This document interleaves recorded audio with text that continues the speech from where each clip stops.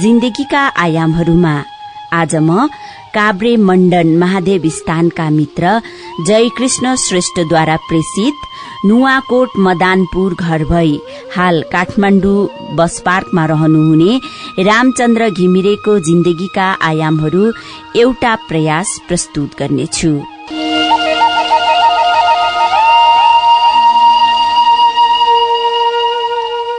रूपा दिदी, मेरो नाम रामचन्द्र घिमिरे हो। मेरो जन्म 2027 साल मंसिर महिनामा नुवाकोट जिल्ला मदानपुर गाविसको वडा नम्बर 3 मा भएको हो।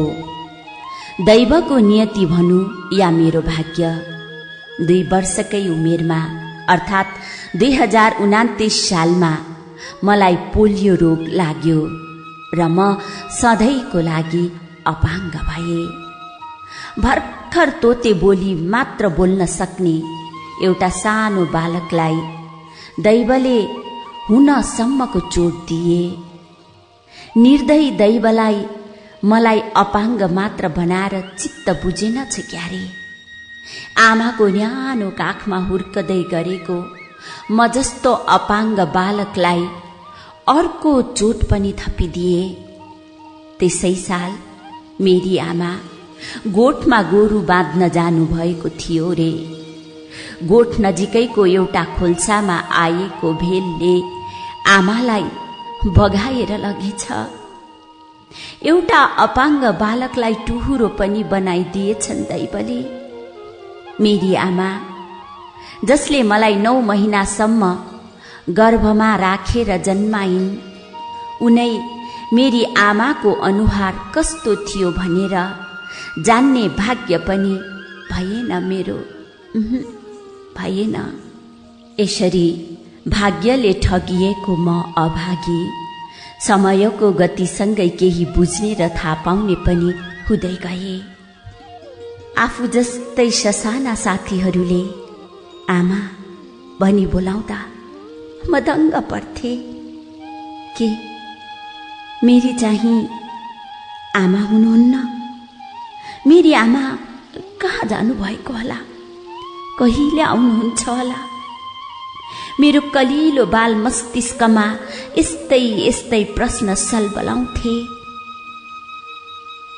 मेरी आमा त मलाई छाडेर कहिल्यै नफर्किने बाटो जानुभएको कुरा त पछि मात्र थाहा पाए, पछि मात्र।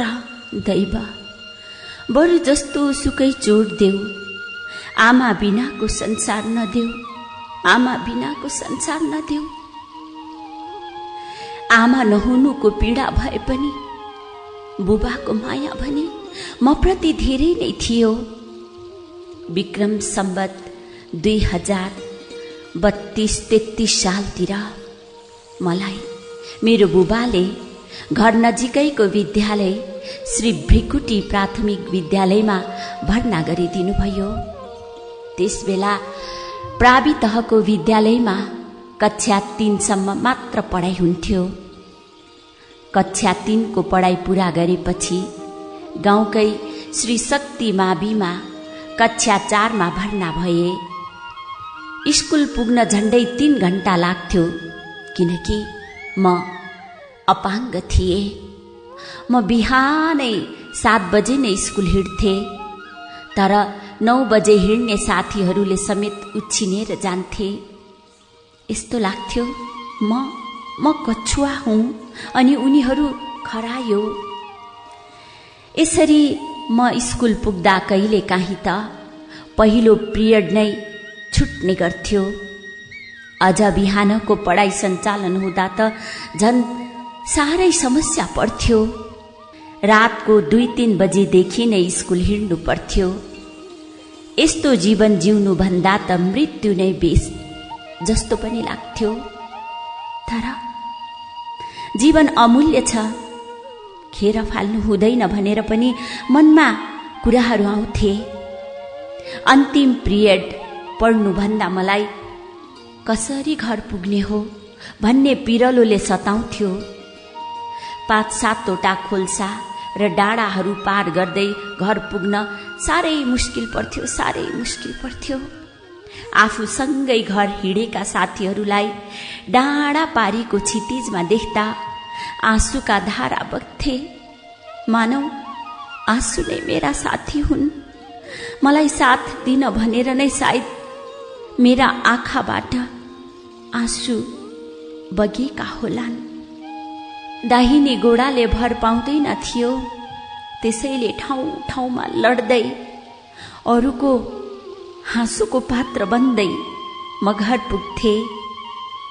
यस्तै सङ्घर्षको मैदानमा लडखडाउँदै सङ्घर्ष गर्दै रहे। दुःखबाट नै प्रेरणा प्राप्त भएकोले 2045 सालमा मैले एसएलसी उत्तीर्ण गरे। त्यो मेरो सङ्घर्षको प्रतिफल थियो। ममा विद्यमान उत्साहको परिणाम थियो। हो, ममा विद्यमान उत्साहको परिणाम थियो। परिणाम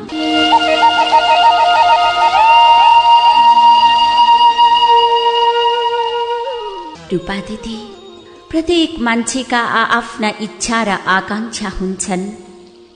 म अपाङ्ग भए पनि एउटा जागिर पाए जीवन बिताउन सजिलो हुने थियो भनेर नेताहरू कहाँ खुब धाए।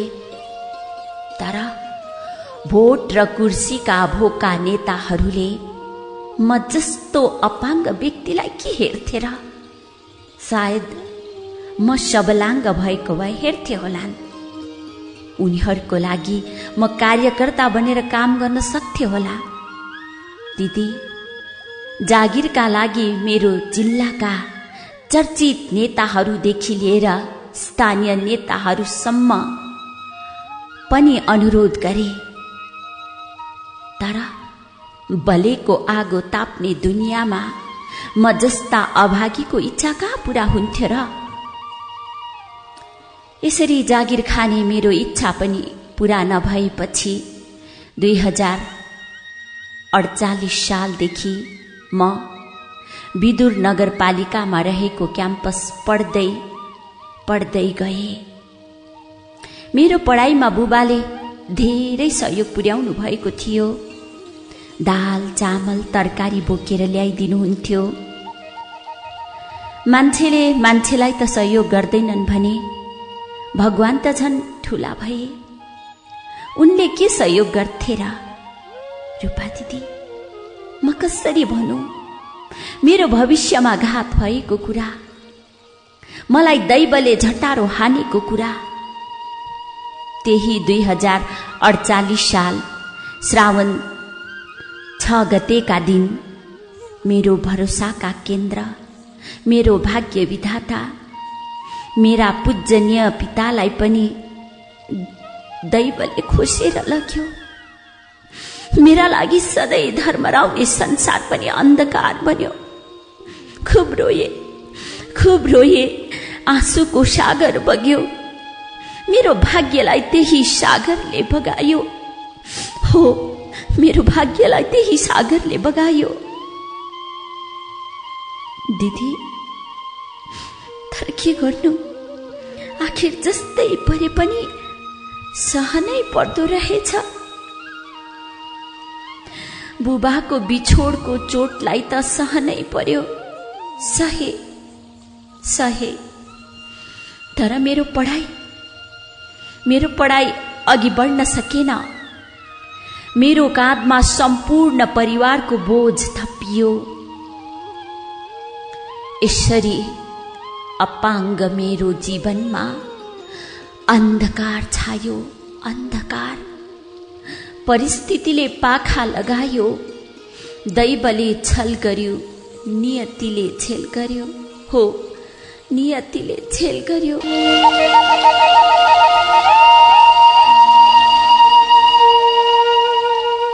रूपा दिदी, त्यसपछि म काठमाडौँ छिरे, एउटा सानो तिनो काम गर्न थाले। त्यसै क्रममा मैले सुने म आफू सुरुमा पढेको विद्यालय श्री भ्रिकुटी प्राथमिक विद्यालयलाई प्रस्तावित माध्यमिक विद्यालय बनाउन विद्यालय व्यवस्थापन समितिले हरेक ठाउँमा सहयोग सङ्कलन गर्दै हिँडेको खबर पाए। आफ्नै गाउँमा मावि सञ्चालन हुने भएकोले मलाई धेरै खुसी लाग्यो। बुबाको मृत्युपछि त्यस दिन मेरा आँखाबाट आँसु खसे। तर ती आँसु दुःखका थिएनन्, हर्षका थिए, हर्षका थिए। विद्यालय व्यवस्थापन समितिले विद्यालय सेवा क्षेत्रभित्र रहेका प्रत्येक घरधुरीबाट रु 700 सहयोग उठाउने निर्णय गरेको रहेछ र मलाई ज्यादै खुसी लागेकोले मैले पनि विद्यालयलाई 3000 रुपैयाँ सहयोग गरे। त्यसै क्रममा विद्यालयले एउटा अक्षय कोष खडा गर्ने निर्णय गरेको पनि सुने। त्यसपछि मेरो मनमा एउटा इच्छा पलाएर आयो, म पनि अक्षय कोषमा रकम जम्मा गरिदिएर विद्यालयको हित हुने काममा सहयोग पुर्याउँछु भन्ने। त्यसका लागि मैले खर्च कटौती गरेर रकम बचत गर्ने अभियान नै थाले। हो दिदी, एउटा अभियान नै थाले। जसरी बुद्धले दरबार छाडी ज्ञानका लागि त्याग गरेका थिए, मैले पनि विद्यालयको अक्षय कोषका लागि आफ्नो इच्छालाई त्याग गरी रकम जम्मा गर्न थाले। हो, रकम जम्मा गर्न थाले। कपालमा काली लगाउँदा लाग्ने खर्च रु 20 मासिक रूपमा बचत गर्न थाले। दारी काट्न लाग्ने खर्च मासिक रु 20 पनि जम्मा गर्न थाले। झण्डै 3-4 महिनासम्म त दारी पाले कपाल काट्दा लाग्ने खर्च पनि गाउँकै दाजुभाइलाई कपाल काट्न लगाएर जम्मा गर्न थाले। जुत्ता चप्पललाई टालटुल पारेर लगाएर भए पनि जुत्ता किन्न लाग्ने रकम बराबरको पैसा जम्मा गर्न थाले। कसैले केही चिजबिज किनेर दिए भने त्यसको मूल्य बराबरको पैसा पनि जम्मा गर्न थाले। म चुरोट पिउँदिन, तर कसैले चुरोट दिन्थे। त्यो चुरोट म लिन्थे र जम्मा गर्थे अनि पसलमा लगेर बेच्थे र त्यो पैसा पनि जम्मा गर्थे। यसका लागि मैले मङ्गल बहादुर परियार र सुजिता फुयाल लगायतका साथीहरू मार्फत समेत चुरोट जम्मा गरेको थिए। मैले जिल्ला प्रशासन कार्यालयबाट अपाङ्ग कार्ड प्राप्त गरेको छु, जसले मलाई बस चढ्दा बस भाडा छुट हुने गर्छ। मैले प्रत्येक पटक बस चढ्दा लाग्ने भाडा बराबरको रकम पनि जम्मा गर्न थाले। यात्राको क्रममा लाग्ने खाजा चिया आदि नखाएर पनि रकम जम्मा गर्न थाले। कहिलेकाहीँ बस भाडा तिर्नु नपर्दाको रकम समेत जम्मा गर्न थाले।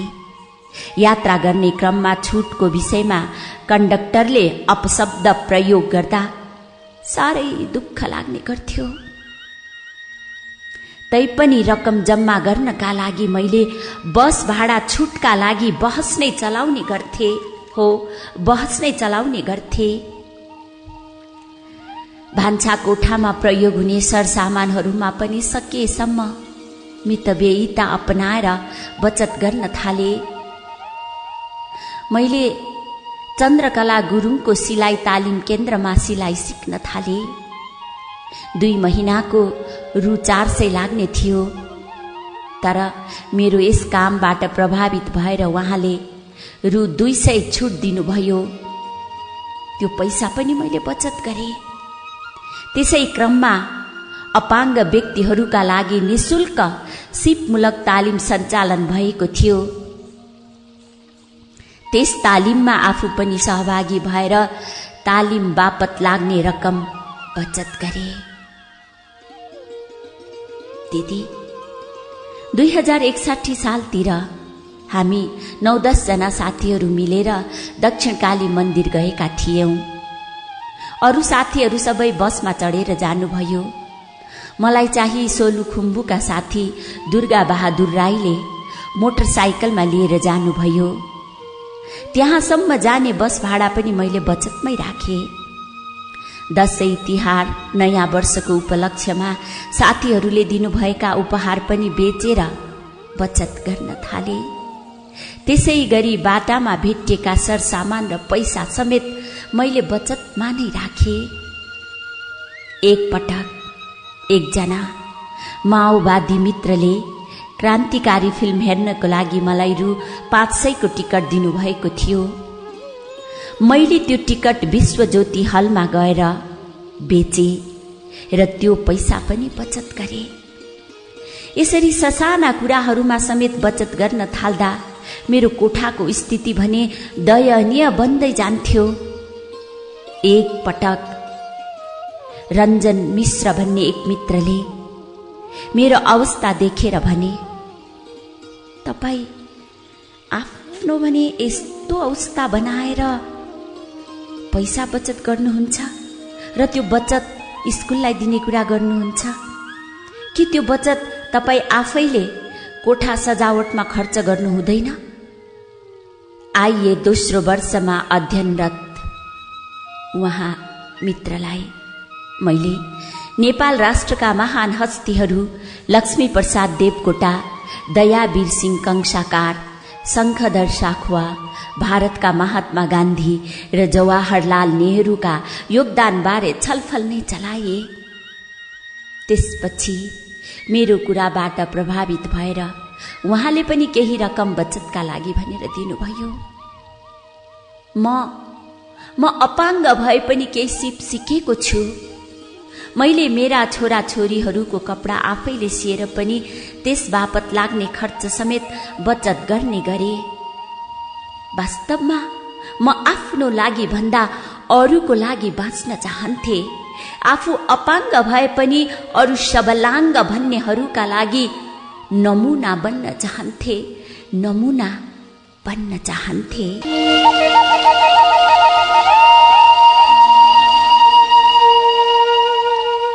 रूपा दिदी, मैले आफ्ना इच्छा आकांक्षालाई त्यागेर यसरी बचत गर्नुको एउटै उद्देश्य थियो, श्री भृकुटी प्रस्तावित माविको अक्षय कोषमा सकेसम्म धेरै रकम दिने।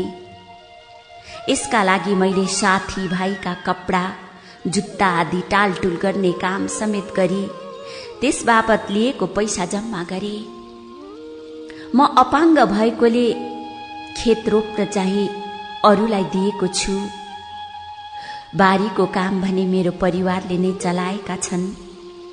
खेतबाट आउने पैसामा मैले वार्षिक 1000 का दरले बचत गर्ने गरेको छु। यसरी हरेक किसिमका काम गरेर मैले रु 8000 विद्यालयको अक्षय कोषमा जम्मा गरिदिइसकेको छु। अझ पनि मैले बचत गर्ने बानी छोडेको छैन। म बाँचुन्जेलसम्म यसै गरी बचत गर्दै जानेछु र त्यो बचत विद्यालयको अक्षय कोषमा जम्मा गरिदिनेछु। दिदी, यो मैले गरेको काम निकै ठुलो काम भनेर प्रस्तुत गर्न खोजेको होइन। मैले त आफूलाई टाठा बाठा र बलिया बाङ्गा भन्ठान्ने व्यक्तिहरूलाई सचेत गराउन मात्र खोजेको हुँ। तपाईले आफू जन्मिएर गाउँ समाज र राष्ट्रका लागि के गर्नुभयो? होटल रेस्टुरेन्टमा पसेर बियर, व्हिस्की, चुरोट जस्ता लागु पदार्थमा कति खर्च गर्नुभयो? त्यसको लेखाजोखा गर्नुस् त। शारीरिक रूपमा सबलाङ्ग भएर पनि मानसिक रूपमा अपाङ्ग जस्तै बनेका भ्रष्टाचारी, तस्करी, घुसखोरी, बलात्कारी जस्ता समाज र राष्ट्रका कलङ्कहरूलाई समेत चेतना मिलोस् भनी मैले यो आयाम प्रस्तुत गरेको हुँ। सरकारले दिएको तलब सुविधाले समेत नपुगेर भ्रष्टाचार गर्ने व्यक्तिले सोच्नुपर्छ कि बेरोजगार बस्ने व्यक्तिले चाहिँ के गरी निर्वाह गर्ने त? म जस्तो अपाङ्ग व्यक्तिले त हरेक काममा मितव्ययिता अपनाएर विद्यालयको लागि सहयोग गर्न सके भने यो देशका हरेक व्यक्तिले यसै गरी बचत गर्ने हो भने समाज र राष्ट्रका लागि केही गर्न सकिँदैन र? अवश्य सकिन्छ, अवश्य सकिन्छ। रूपा दिदी, श्री भृकुटी माविमा मैले फेरि अपाङ्गता भएका बालबालिका र अपाङ्गता भएका अभिभावकका छोराछोरीको निमित्त रु 1000 राखेर अक्षय कोषमा रकम जम्मा गरिदिए र त्यसमा पनि अहिले 10-11 हजार जम्मा भइसकेको छ।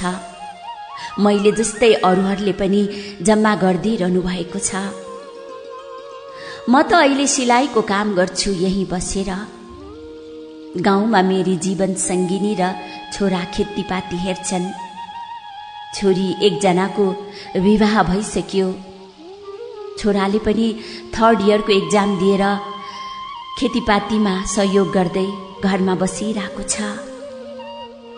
दिदी, अन्त्यमा म यस प्रस्तुति मार्फत सम्पूर्ण सहृदय मित्रहरूसँग विनम्र अनुरोध गर्न चाहन्छु कि तपाईले एकछिन पनि समय खेर नफाली हरेक क्षेत्रमा बचत गर्दै जानुस् र सामाजिक क्षेत्रमा योगदान पुर्याउनुहोस्। मानिस भएर जन्मेपछि देश र समाजका लागि केही न केही गर्न सक्नुपर्छ। महाकवि लक्ष्मी प्रसाद देवकोटालाई सम्झनुस् त, खानु र पिउनु जीवन भए, जिउनु हरेके, पछिको आशा नभए कठै मानिस हरेके, पछिको आशा नभए कठै मानिस हरेके।